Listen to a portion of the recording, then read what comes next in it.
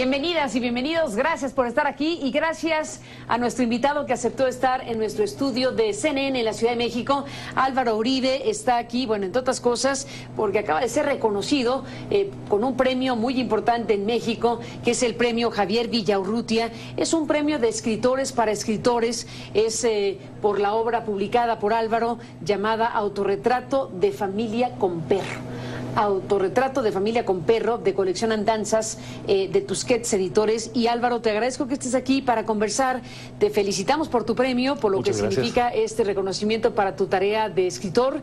Y bueno, pues estás aquí para platicar de ello y te lo agradezco mucho. No, le agradecido soy yo. Muchas gracias de verdad por El premio recibirme aquí. Villaurrutia, no está mal que empecemos por ahí. ¿Qué significa un premio como el Javier Villaurrutia? Es muy fácil argumentar que es el premio más importante de México. Es un premio para obra publicada, eso hay que saberlo. Hay otros premios que son muy importantes y muy emocionantes, pero son premios en los que el escritor manda su manuscrito y los jurados leen manuscritos y se decide cuál es el que gana. Este no, este es un premio publicado. Eso quiere decir que a veces puedes no enterarte del todo, no estar seguro, lo puede mandar el editor y eso es un concurso que está abierto. Todo libro que se publica, además, no es un premio para un género que también es interesante. Podría haber sido un libro de poesía, podría haber sido un libro de ensayo, así ha ocurrido. Y luego es el premio más antiguo de este tipo de premios. Está el premio nacional, que es más antiguo y que eso por otras razones, pero el premio para un libro que concursa contra otros libros, con otros libros, es el más antiguo. Y para darnos una idea de la importancia que puede tener, los dos primeros ganadores fue a mediados de los años 50, la fecha exacta, no sé si fue 54, 55 y 56 creo que fue. El primero fue Juan Rulfo y el segundo fue Octavio Paz. Entonces, bueno, ya arrancó bien el premio. Y de ahí en adelante es muy difícil que pienses en un escritor que haya sido importante para las letras mexicanas, que no haya pasado en algún momento de su vida por el Villaurrutia, lo cual no quiere decir que quien no se lo ha ganado no merezca, pero casi todo el mundo de los que sí se lo han ganado son gente que sigue siendo leída, que ha sido leída después. Entonces, bueno, paso a pertenecer a un club muy importante, muy notable. Entonces, estoy, y además le llaman de escritores para escritores porque es el único premio mexicano en que los jurados son premiados a su vez. Tú no puedes ser jurado del Villaurrutia si antes no has ganado el mismo Villaurrutia. Entonces, digamos, hay como un sello de garantía del premio. O sea, los jurados son premiados en su momento, elegidos por un proceso de insaculación entre las sociedades organizadoras van buscándole, pero no pueden buscar más que entre los ganadores del premio. Entonces, bueno, ya son gente que ya pasó por esta experiencia maravillosa y bueno, uno supone que eso le da un poquito más de relieve al premio. La obra revisada por este jurado es 2014. 2014, todo lo publicado. Todo lo publicado en 2014, que fue postulado para el Javier Villaurrutia, que me decías hace unos momentos cerca de 80 libros. Son como 80 títulos. Por lo menos 80 títulos, como tú dices, no solo, bueno, de diversa género. ¿Quién es el jurado? 2014-2015. El jurado esta vez fueron José de la Colina, que José de la Colina lo ganó apenas el año pasado. Y Pura López Colomé y Mario Bellatín. Entonces, bueno, obviamente yo estoy obligado a decir que mi jurado es el mejor del mundo. Tres espléndidos escritores. Pero juro que independientemente de que me hayan dado el premio, son tres espléndidos escritores. Uno de ellos es un maestro de la prosa en español, otra de ellas es una de nuestras poetas mayores. Y muy lectora, además de narrativa, que no todos los poetas lo hacen. Y luego Mario Bellatín es casi como decir una literatura en sí mismo, es uno de nuestros escritores verdaderamente originales. Entonces, bueno, la combinación de ellos tres, que además no es que haya escuelas en México, pero no son para nada cercanos, son tres posiciones literarias, tres obras literarias muy distintas, bueno, me tiene todavía más contento. O sea, sé que son, lo primero que ellos son respecto del premio es lectores, son grandes lectores. Bueno, si estos tres lectores coincidieron en que mi libro era el que pues merecía ganar, bueno, a mí ya me da cierta tranquilidad, porque uno siempre se queda nervioso. Mi libro más reciente tiene 6 meses que salió. Bueno, uno siempre está pensando, ¿qué tal si ya se me fue la magia, ¿no? ¿Qué tal si ya no puedo? ¿Qué si tal ya no escribo? ¿Qué tal si esto ya ¿Un escritor tiene miedo ya no escribir bien? ¿A ti te pasa? Bien, sí, todo el tiempo. Todo el tiempo, dices, ¿escribiría bien esto? Sí, ¿Tuviste duda de este libro? Siempre, de todos tengo, sí, y es un libro además es un libro de enorme complejidad estilística, de enorme complejidad formal, y además es una historia de familia, que es una historia muy dura, muy dolorosa de contar, aunque no es un libro para nada pesado, es un libro que hasta me lo han criticado a veces mal por su ironía. Es un libro que te podría decir, yo no hubiera podido empezar a pensar siquiera en escribir el libro, aunque el tema me acompañaba. El tema de la relación de los hijos varones con la madre es uno de los temas la historia de la humanidad. Está presente, con excepción quizá de algunos políticos, todos tenemos madre, ¿no? Y bueno, todos realmente tenemos que enfrentarnos a esa relación para llegar a ser nosotros mismos, y no siempre, además, tan venturosamente como quisiéramos creer. La madre mexicana y todos estos mitos de que es una muy buena persona y nosotros somos muy buenos hijos. Bueno, esta es una historia contada con toda crudeza, con toda honestidad. Pero dime una cosa, ¿eres tú y tu madre aquí? Sí y no, porque yo me permito inventar absolutamente todo. Te voy a decir en qué sentido sí puede ser interpretado como mi madre. Yo solo me sentí libre de escribir este libro años después, 4 años para ser exacto, después de que mi madre hubiera muerto. Mi madre era así como de mi fan club, muy admiradora, y leía todos mis libros con avidez. Yo no me hubiera gustado, le reconozco el derecho a cualquiera de escribir un libro para molestar a su madre y para hacerla llorar y para hacerla sufrir, pero no, ese no soy yo. Yo simplemente reconozco el derecho. Yo no hubiera querido hacer esto.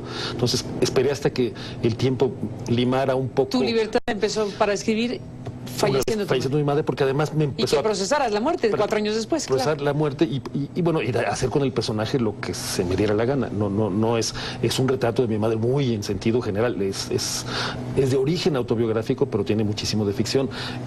Te puedo decir más, la historia es de esta señora, es una señora de la clase media mexicana, media ascendente, media acomodada, que tiene cualidades y defectos como todo el mundo, pero tiene un carácter muy fuerte, muy dominante, y ella tiene 2 hijos, y estos 2 hijos son gemelos. Ella se llama Malú, los hijos se llaman Adán y Alberto, y ella decide, uno de los defectos de esta señora es que le gusta suscitar las rivalidades, le gusta marcar sus preferencias. Entonces ella, desde que los tiene en la cuna, marca la preferencia por uno de ellos, al que llama el mayor. Bueno, naturalmente entre gemelos pues uno tiene que salir antes del cuerpo de la madre que el otro, pero por esos 7 minutos dice que es el mayor, y una rivalidad que de por sí estaba planteada naturalmente entre 2 hermanos por la madre, ella la exacerba, y bueno, estos hermanos se pasan, en buena medida eso cuenta también la novela. Tú no tienes un gemelo. Yo no tengo un gemelo, es lo que te voy a decir. Eso es y además el gemelo...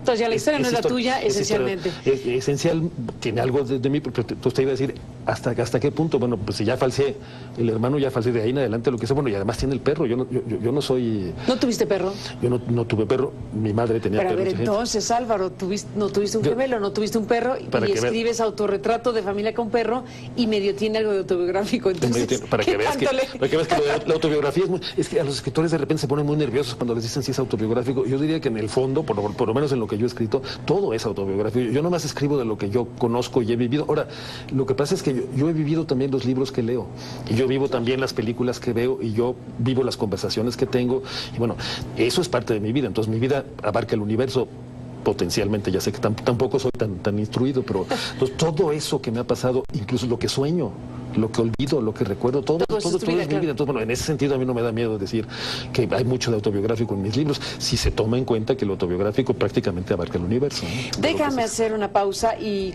me cuentas más del asunto. Volvemos un instante más con Álvaro Uribe en CNN. Volvemos.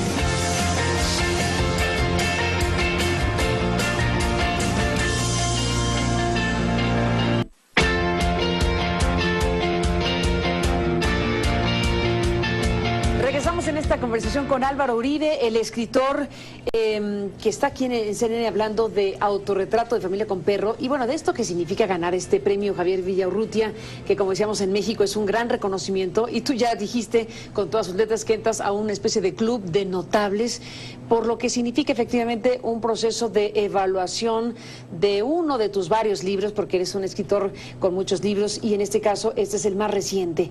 Cuéntame de este perro que hasta portada se llevó. ¿Qué tan importante es este perro y por qué está en el título, en el libro y en nuestra conversación? Bueno, el perro es importante porque termina siendo muy importante para la propia Malú. Malú, como le ocurre a mucha gente, mujeres, hombres, creo que más mujeres que hombres, se va quedando sola llega a ser primero viuda, luego se va quedando sola. Parte de su soledad es que aleja a estos hijos a los que estuvo de alguna manera azuzando a pelearse. Los hijos acaban peleados entre ellos naturalmente, a los gemelos, pero también acaban un poco distanciados de ella, porque los dos a su manera, cada uno se da cuenta de que esta mujer pues los ha utilizado para sus propios fines más o menos perversos. Entonces toman distancia, además de que cada uno está ocupado en su vida, como nos ocurre a todos. Y entonces Malú, para no estar tan sola, acaba teniendo un perro. Entonces este perro, en la vida de Malú, acaba teniendo un papel que cobra proporciones prácticamente humanas. Llega un momento en que, bueno, acaban durmiendo en la misma cama y siempre está acompañada. Habla del perro, la vida sentimental, la vida emocional de Malú se concentra en el perro al final. Entonces, naturalmente, para hacer un espejo novelístico de esta realidad, el perro mismo empieza a cobrar un papel cada vez más importante en la novela y al final es tan personaje como cualquiera de los otros. Él tiene eso. ¿Un perro que habla? Es un perro que al final se atreve. De una manera perruna. Perruna. O sea, no ladra, pero sí perruna. Pues, algo nos dice. Ahora, eso es sorpresa para el lector, que vea en qué momento. Pero sí, claro, fue uno de los momentos. Quizás sería bueno decir que la novela, hay 15 personajes importantes en la novela. Ya hablamos de Malú y sus 2 hijos. Esos son los personajes centrales. Ya hablamos del perro, ya van 4. Y luego hay otros 11 personajes que todos ellos conocieron a Malú de alguna u otra manera. Uno fue su amante, otro fue su cirujano plástico. Ella, una mujer muy frívola, que en vez de tener ginecólogo, tenía plástico para estar haciendo operaciones. Y bueno, su mejor amiga, y luego su mejor amiga, que ya es la peor amiga, y bueno, hay una portera del edificio donde vive, y está la sirvienta que la atiende, y está una vecina que la odia y no la odia. Una serie de personajes, muchos de ellos femeninos, y todos ellos hablan con su propia voz. En esta novela no hay un escritor que se llame o se parezca a Álvaro Uribe y que diga, eras una vez una señora que se llama Malú. Todo lo que te acabo de decir no se dice en la novela, no hay nadie que lo diga. Son los propios personajes los que tienen una especie de comparecencia en la que hablan, porque el lenguaje de la novela es muy oral, hablan de Malú y de algún episodio de la vida de Malú en el que ellos participaron. Y los hermanos están ahí para desmentirlos. La novela tiene 3 grandes capítulos, 3 grandes partes divididas en 12 capítulos cada uno, 36, una estructura binaria para reproducir la relación binaria entre los hermanos. Entonces hay en los números nones de los capítulos es un testimonio, yo les llamo testimonios de uno de los que conoció a Malú, y los números pares es uno de los hermanos diciendo, bueno, este testimonio no es tan cierto como yo francamente diría que están y de ahí en adelante, pero nunca hay nadie que al final te diga, esta es la verdad. El lector tiene que ayudarme.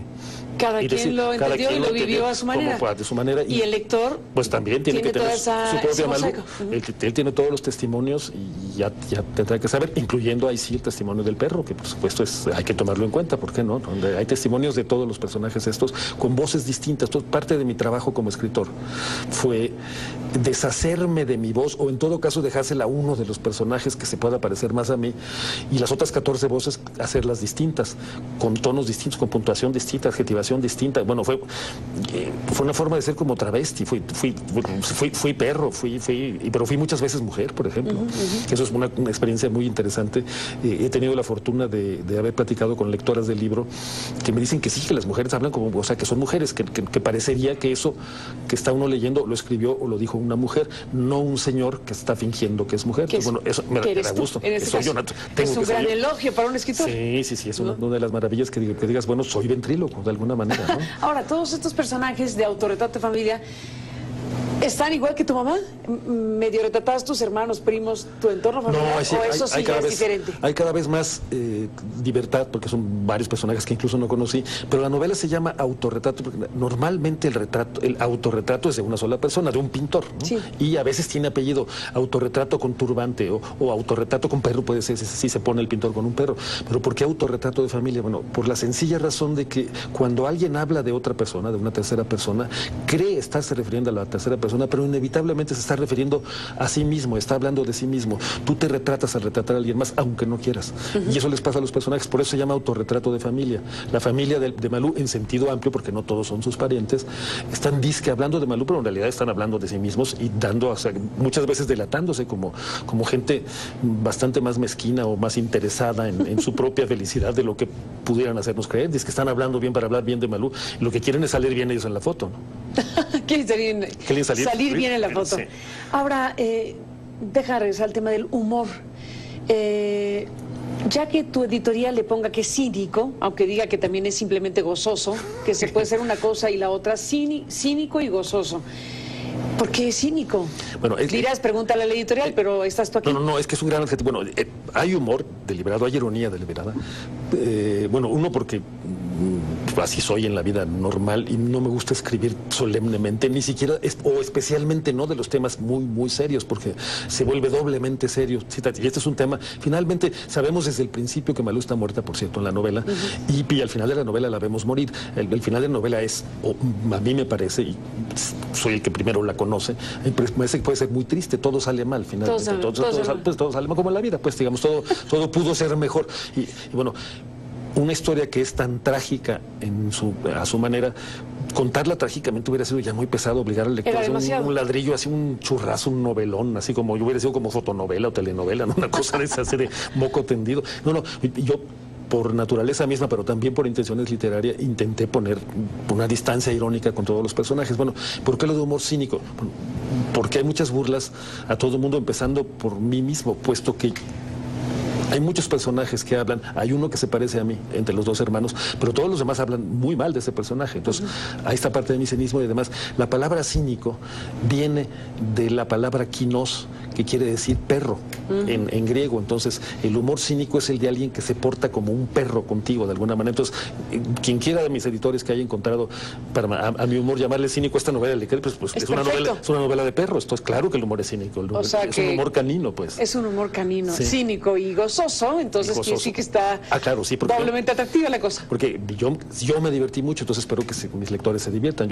Fue muy divertido ser mujer 5 veces y luego ser perro y luego ser alguien que me odia y luego ser mi madre que ni siquiera está viva. Ya fue el proceso de creación siempre es laborioso y son 3 años, ¿no? Para escribir novelas. Eso es interesante. Déjame detener a Álvaro para ir a hacer una pausa y regresamos en la parte final con esta baraja de personajes, ¿no? Cada uno de ellos con su identidad, etcétera. La técnica narrativa debe ser compleja para ti mismo. Sí, es todo un reto. Uno por uno, todos de un jalón. Ahorita lo cuentas. Sí. Volvemos después de la pausa.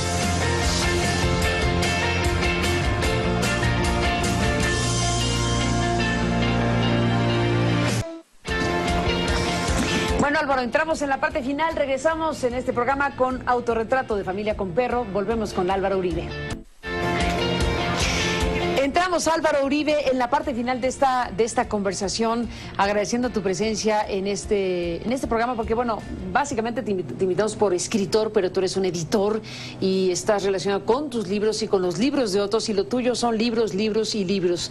Y yo te preguntaba hace un momento, escuchando tu narración acerca de los personajes que forman parte de este autorretrato de Familia con Perro, que se ha ganado el premio más importante en México, que es el Javier Villaurrutia 2014. ¿Cómo un escritor que tiene que hacer hablar a personajes disímbolos lo logra para que esto fluya correctamente? Y en el corte hablábamos del cine también, o del teatro, como si un actor tuviera que interpretar a varias personas, y eso requiere una técnica y de un conjunto de cosas. Para escribir sobre varias voces o de varias voces o hacer valer varias voces, ¿cómo se hace? No, te la tienes que creer para empezar. Primero creer que es posible eso. El ejercicio es patinal. Escribir una novela sí hay inspiración en alguna medida. En mi caso la inspiración es más bien formal. Y luego es transpiración, como bien se dice por ahí. 1% inspiración, 99% transpiración. De trabajo. Te sientas y te atas al escritorio, y el proceso. Esta es mi novela más rápida y tardé 2 años y medio en escribirla. Y yo ya me sentía el escritor más veloz del mundo, ¿no? Realmente soy muy lento, muy moroso, porque voy corrigiendo. Y bueno, el procedimiento especial que elegí para esta novela, o sea, 15 voces distintas. Bueno, cuando me tocaba meterme en una voz, no tenía un esquema, no escribo así.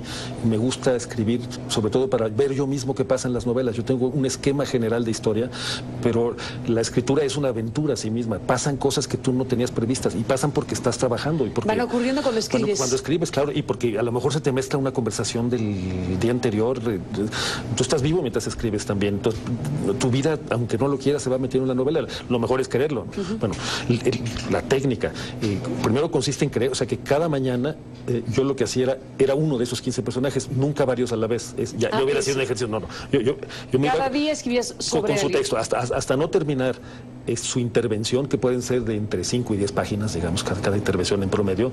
Bueno, esa mañana yo me ponía falda si era mujer, o si era perro, o uniforme de médico si era médico. Yo me travestía mentalmente, pues. Y esa es la parte digamos, vital de la experiencia, que es una experiencia muy agradable porque no sé si a todo el mundo, pero a mí de repente me cansa ser yo mismo. De repente ser toda la vida Álvaro Uribe, de repente dice otra vez, otra. Y bueno, te ves en la mañana al espejo y dices otra vez tú. Otra vez tú. Pero aquí es una maravilla que, no.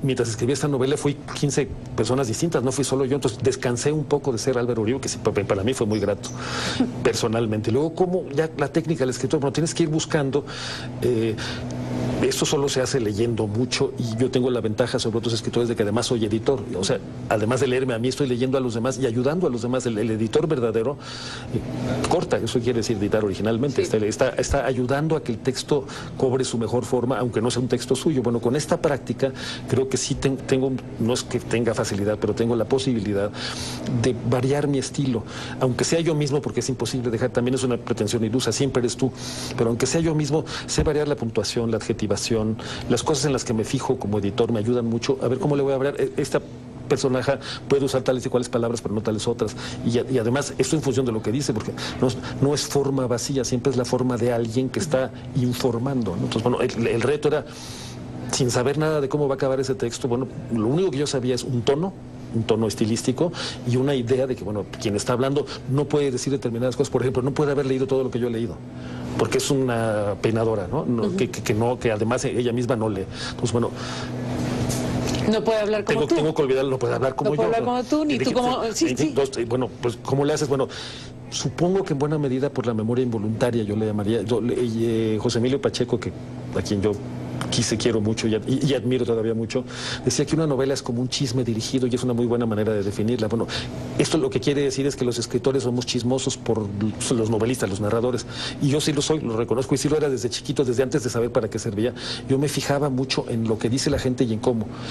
En estas reuniones, que todas las reuniones, si te fijas, puedes resumirlas a gente reunida contándose historias.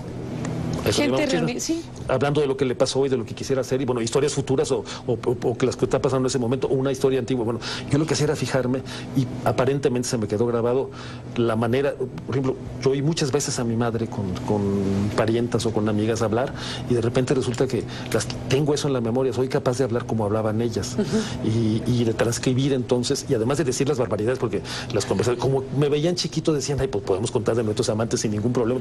Yo me enteraba de unos horrores. Fingiendo que estaba jugando con un cochecito, ¿no? Bueno, todo eso no estaba trabajando mientras lo hacía. El trabajo consiste en hurgar en la memoria y localizar estas historias que siempre están flotando. Son voces, las historias originalmente siempre son voces. Alguien está hablando, pues. Totalmente. Bueno, esta novela trata de recuperar esa idea primitiva, que es la idea más original de las historias. La gente se reúne a contarse cosas, salvo que está ordenada en función de que todos cuentan cosas acerca de una persona, o eso creen. Bueno, Álvaro Uribe, pues gracias por estar aquí. Nos has contado de este libro, Autorretrato de familia con perro, y bueno, nos dejas ahí con 20 ideas. Desde luego la invitación a que te leamos en este y otros libros. Gracias por estar aquí y conversar con nosotros. Hasta la próxima. Soy yo. Gracias, Álvaro, y felicidades por el video Urrutia y por todo lo que significa este trabajo y este reconocimiento por obra publicada 2014. Hasta la próxima, Álvaro, y a usted gracias que nos permitió acompañarle. Pásela bien y hasta la próxima.